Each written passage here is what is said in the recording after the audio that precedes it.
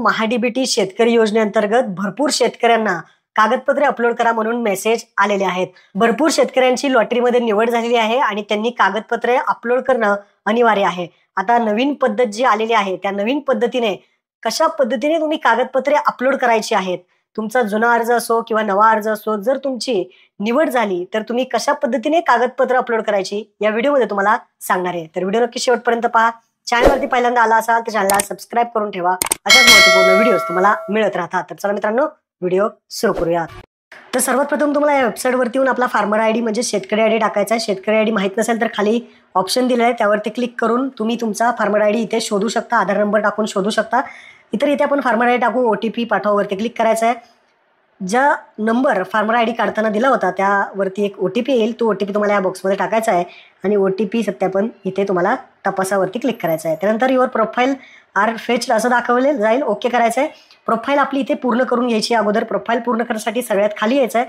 खाली आपल्याला इथे जात श्रेणी आणि अपंगत्व या जो खालचा ऑप्शन आहे त्यावरती क्लिक करायचा आहे। इथे या बॉक्सवरती क्लिक केल्यानंतर तुम्ही पुढे येणार आहात। पुढे आल्यानंतर इथे लक्षात ठेवा, आता आपल्याला विचारलंय जात श्रेणी आणि अपंगत्व, जात वर्गवारी निवडायची आहे। तुम्ही कोणत्या कॅटेगरीमधून आहात, तुम्ही जर SC आणि ST कॅटेगरीमधून असताल तर तुम्हाला इथे ऑप्शन दिलेला आहे, तुम्ही ती कॅटेगरी निवडू शकता।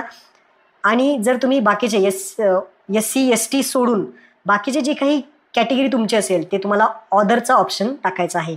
SC ST वाल्यांना इथे जात प्रमाणपत्र अपलोड करणं गरजेचं आहे। SC ST सोडून ऑदर ऑप्शन इथे तुम्हाला टाकायचं आहे, त्यांना जात प्रमाणपत्र इथे अपलोड करण्याची गरज नाही। खाली यायचं आहे कोणत्या प्रकारचे अपंगत्व, अपंग जर असेल व्यक्ती तर येस करून अपंगाचं सर्टिफिकेट अपलोड करा, नसेल तर नो करा आणि सेव्ह ऑप्शनवरती क्लिक करा, ओके करा। ओके केल्यानंतर इथे आपलं काम झालेलं आहे, आपली प्रोफाईल 100% पूर्ण झालेली आहे। आता आपल्याला आपला नंबर लागलेला आहे का नाही किंवा आपलं जे काही कागदपत्रे अपलोड आहे ते करण्यासाठी इथे ऑप्शन आहे पहा, चलन अपलोड DPR काम पूर्ण झाल्याचे प्रमाणपत्र। हा जो मोठा ऑप्शन दिसतो यावरती क्लिक करायचा आहे।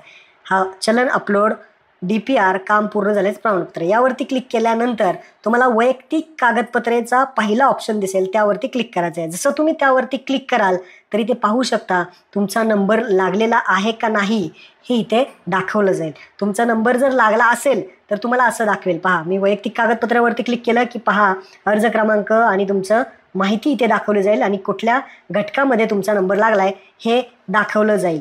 वैयक्तिक कागदपत्रामध्ये मी क्लिक केलं म्हणजे इथे आला अर्ज आणि कुठे नंबर लागलेला आहे ते।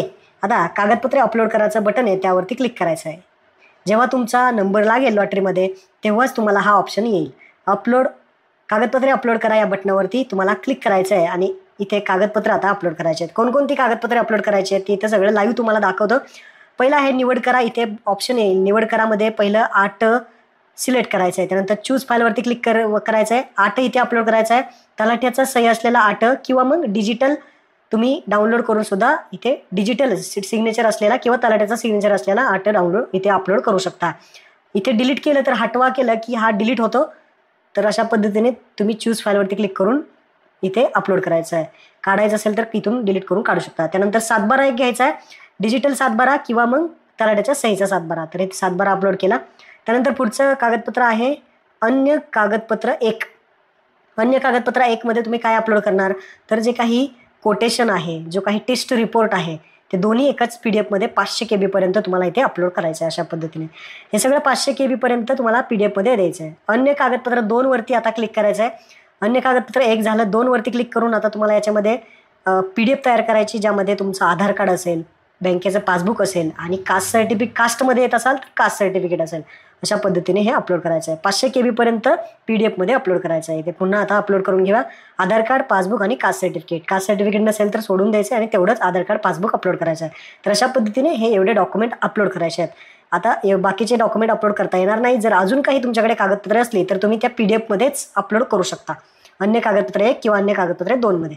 आणि हे अशा पद्धतीने अपलोड करून तुम्हाला जतन करायचा ऑप्शन दिसेल, त्या जतन करा ऑप्शनवरती क्लिक करायचं आहे। हे कागदपत्र तुमची इथे यशस्वीरित्या अपलोड झालेले आहे, तुमचं काम झालेलं आहे। जर काही दिवसांनी परत जर ऑप्शन आला की हे कागदपत्र मागितले तर पुन्हा इथे येऊन तुम्ही ते PDF मध्ये कागदपत्र अपलोड करून इथे तुम्ही कागदपत्र मर्ज करून अपलोड करू शकता। तर अशा पद्धतीने ही कागदपत्रे अपलोड करायची होती। आपल्या सर्व मित्रांना, शेतकऱ्यांना हा व्हिडिओ नक्की शेअर करा। धन्यवाद। जय हिंद, जय महाराष्ट्र।